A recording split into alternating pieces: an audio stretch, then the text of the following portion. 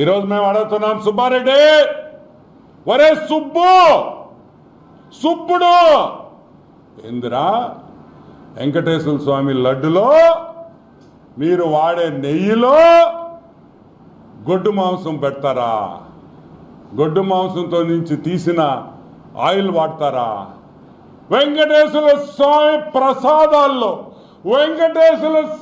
ప్రసాదాల్లో ఆ నెయ్యి వాడతారా?